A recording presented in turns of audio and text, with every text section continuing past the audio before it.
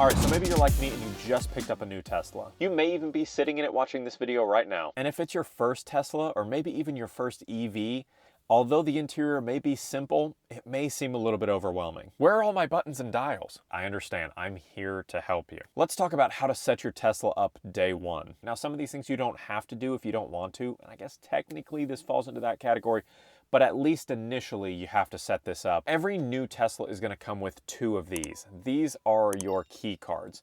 Now, you don't have to use these if you don't want to, but it's nice to carry one as a backup just in case, and then maybe give one to a spouse or a family member that you want to be able to access your car without giving them a phone key. But they don't even really give it to you as your first option. It's just kind of sitting in the car as a backup. Now, this, on the other hand, this is key. You do your whole ordering process through the phone, go through each step by step, and when you do get to that glorious delivery day, it's going to have you finalize your agreement and pick up the car through the app, and then it will right away prompt you to set up your phone key. And it's real simple. All you got to do is stand by your new car, press setup, it'll ask you to connect to Bluetooth. Once that's done, boom, you'll have access to your vehicle and all of its functions. Now, additionally, you can also pair an Apple Watch if you want to use that as your key. I like to pair both just in case I'm running out to the garage to get something out of my car and I forget my phone inside or something like that. It'll easily unlock just using my watch. And again, if this is your first Tesla, you're gonna wanna set up your driver profile. So if you press the little driver profile button at the top, you can add a new profile. You're gonna wanna go ahead and customize everything to your specific preference. So your seating position, go ahead and adjust that. Your steering wheel position, your side mirror position, go ahead and log into your streaming services if you wanna have those set. So Spotify, Apple Music, YouTube Music, Apple Podcast if you use that, and then any of the theater mode options like Netflix, Hulu, YouTube, anything like that. And again, the beauty of it is once you do it once and you go to a different Tesla vehicle and you connect with that same driver profile, all of those settings are going to transfer over. And I cannot emphasize enough how granular this gets. Like I said, I recently picked up this 2025 Model 3 Performance that I'm sitting in right now, but prior to that, I was daily driving a Cybertruck, and I had the climate control set to 64 in the Cybertruck. And when I got out of that and got into my Model 3 Performance, my driver profile automatically synced and my climate control was set to 64 degrees in my Model 3. Right off the bat, I didn't have to touch a thing. Now, there are so many different customization options inside of the vehicle's display. There's a whole menu, and I've talked about every single one of these features before, but there are some really helpful ones that you're gonna wanna turn on or set up. The first thing you wanna set up is your home and your work and your favorites. Now, again, if this is not your first Tesla, then this will already be synced, but if you do need to change it, you can do so as well. But go into your navigation, press and hold on home and work at the top, and then you can customize the address for both of those things. And then when you do save them, they will save to your driver profile. Additionally, if you have a place that you go all the time, whether that's a family member's house or maybe a restaurant or something like that, you can search that, tap on the little icon for that restaurant, and then there's a little star on the far right side. Click that and it will be added to your favorites. Like I said, there's plenty of other customization options that you can do inside of the menu system. Some of the big ones that I recommend turning on if they are not already enabled, or if it's your first Tesla and you haven't messed with any of it, Sentry mode. This is gonna work 2 ways.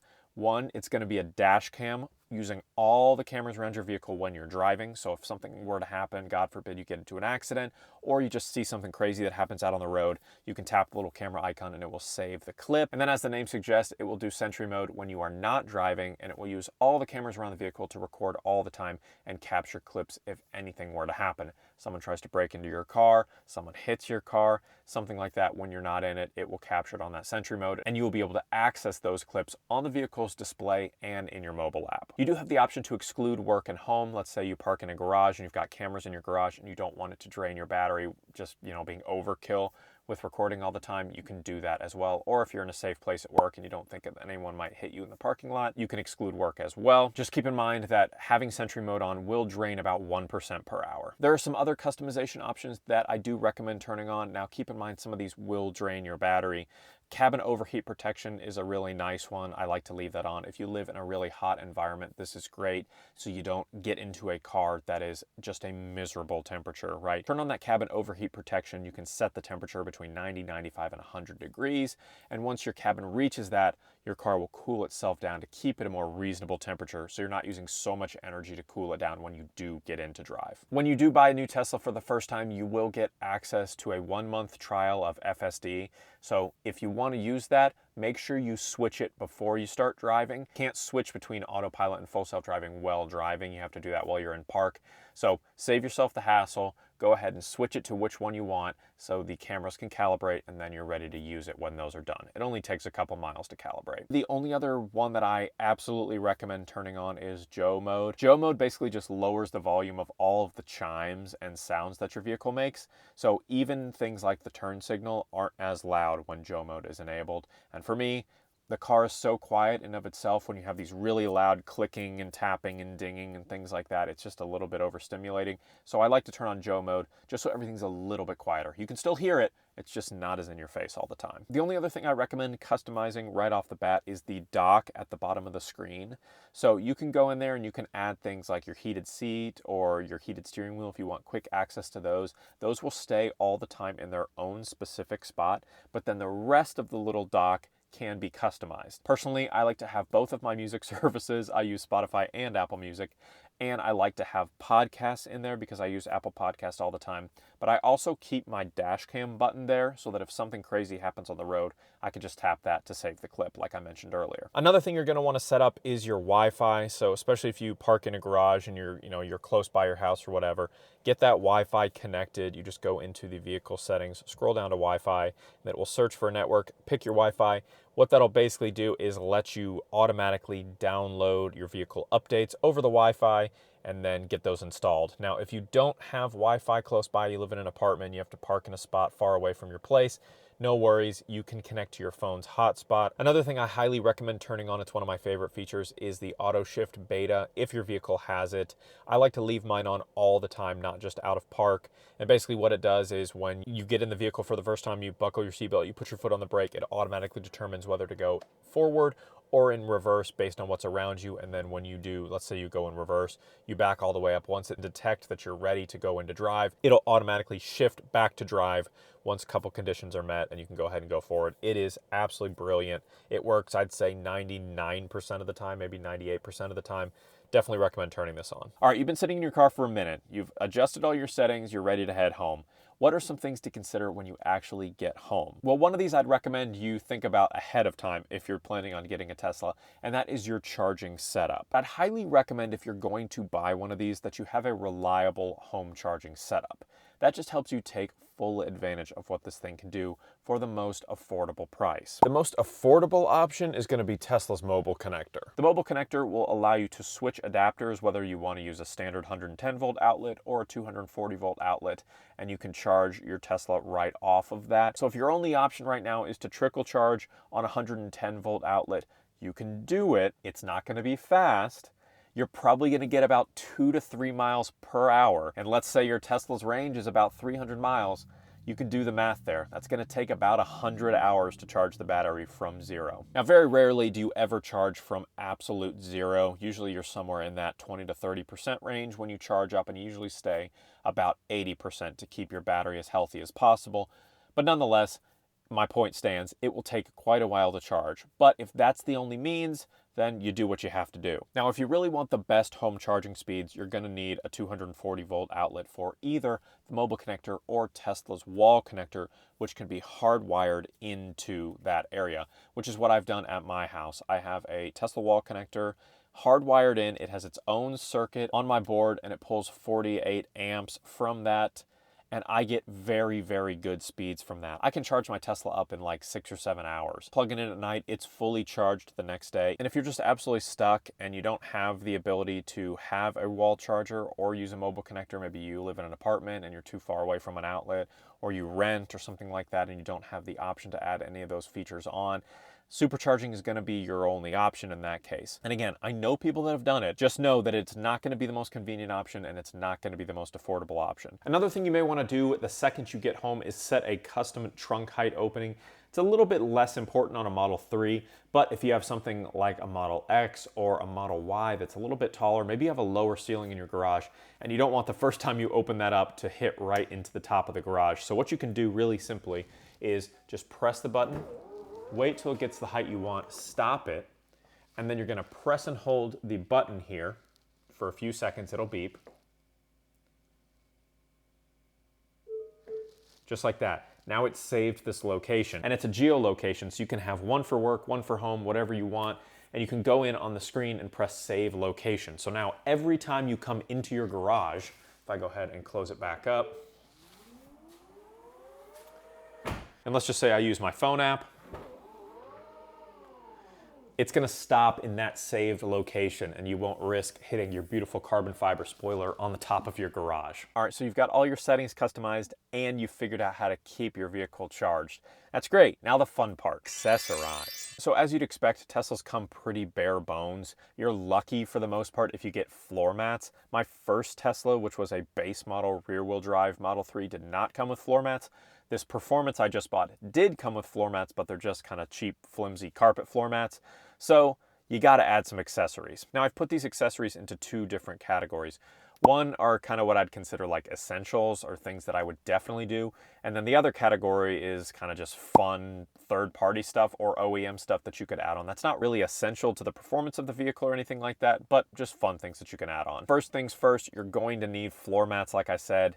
If you buy any Tesla model that's not a higher end one and you don't want the cheap carpet mats, there's tons of different brands. You can also just buy Tesla's OEM floor mats. They're not super cheap and they're not super great quality, but you can get them if you just want to go the straight stock route. There's plenty of mats to choose from. You can do your own research there. Personally, I use 3W Liners. They're a partner of the channel. I think they make really excellent mats. I use them on my Model 3 here and on the Cybertruck. And you can use my link and my discount code down below to save yourself some money. Get yourself some organizers for your center console and under your armrest. Teslas used to come with these, but they kind of stopped doing it a couple years ago. And really, they're just kind of bottomless pits where stuff is just going to fall and it's going to be a whole mess. Highly recommend getting some trays. You can buy these straight from Tesla or you can use any number of third-party accessory companies. The organizers I use are from Joa. I've talked about them on this channel before, but what I really like about these organizers is that they are plastic frame-wise, so they're nice and supported, but they have a rubber kind of liner that goes in it, so stuff doesn't slide around. It really sticks to that rubber.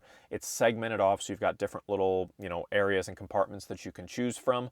And if it ever gets dirty, crumbs, gross stuff like that, you literally just lift the liner out of it and you can rinse it off with some water, dry it off, and it's good to go, completely good as new. As opposed to having like carpeted ones that get all the crumbs stuck and you have to kind of shake them off or vacuum them or whatever. These you just literally rinse off and then shove right back in and you're good to go. And the one I have for under my center armrest has little holes where you can kind of run the wires through so you can still use the USB-C charging inside of that armrest. I also have a rubber liner for the bottom of the center console storage.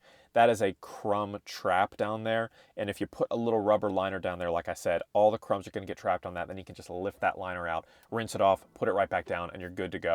The carpet in there won't get all the crumbs and hair and dust and stuff stuck in it, which is helpful. One of my favorite things about my Tesla is the big glass roof. Now here on the Model 3 you have this kind of segmented bar here, but on the Model Y it's just one giant piece of glass. And even though they've made upgrades to the tinting on the glass, it's still going to let in a lot of heat, and it could even get to the point of being overbearing in certain parts of the country. So I'd recommend getting a sunshade if you're in that type of environment, or you just want to help cut down on how much climate control you have to use to keep the cabin cool. You can get ones, like I said, that are segmented off for the Model 3 and then bigger ones for the Model Y. And I guess this one could have gone in the not really necessary category, but if you're a dog owner or a pet owner of any kind, get the rear seat pet seat covers. This thing is a game changer. You can buy some third-party ones, they're fine, but I actually really recommend getting Teslas. It's a little bit more expensive, but it's perfectly designed for the vehicle that you purchase it for. It's got hooks to go over your seats. It's got the door panel covers as well. It's got the little mesh in the front so that your pet can still see you. And honestly, it's just really well made. So I recommend just getting the Tesla one. But again, if you want a little bit cheaper option, there are third-party ones all over the place if you want a cheaper option. And then some people really like to add screen protectors to the display, so I'll put this under the kind of like day one category. But for me personally, I don't like the feel of screen protectors, and I've never put one on. Maybe that'll bite me in the butt if something happens to my screens, but so far so good. So I don't use them, but I know a lot of people do. So if you want to protect your screen to the highest level, go ahead and get a screen protector. All right, and then finally the fun part. Let's talk about the aftermarket upgrades. The Tesla third-party accessories marketplace is the most extensive marketplace I've ever seen in my life. You can find something for every square inch of this vehicle if you wanted to. I get these TikToks all the time, like accessorize my Tesla, and it's just like buying every junk thing off Amazon and throwing it into your Tesla. And I think that kind of, you know, you do what you want, it's your Tesla. But for me personally, I think that kind of takes away from the aesthetic of a Tesla, which is so clean, so minimal. That's what I love about it. So I like to keep mine very clean, almost accessory free. But there's some things that I think are actually really great accessories. Some of them come straight from Tesla. So a couple things that I've already added to my Model 3 Performance here. Tesla now sells Frunk lighting, which I think they should just put standard into their vehicles, or at least like give it to you as an option right off the bat and that you don't have to install. Another thing I did day one is switch out the puddle lighting. So you've got puddle lighting on all of your doors, you open it up, it shines down on the ground, but you can upgrade this, and I definitely had to do it. I bought the Model 3 Performance badge puddle lights before I even got the car, like a month before I got the car. So I installed those day one. So I've got performance badges on both front doors.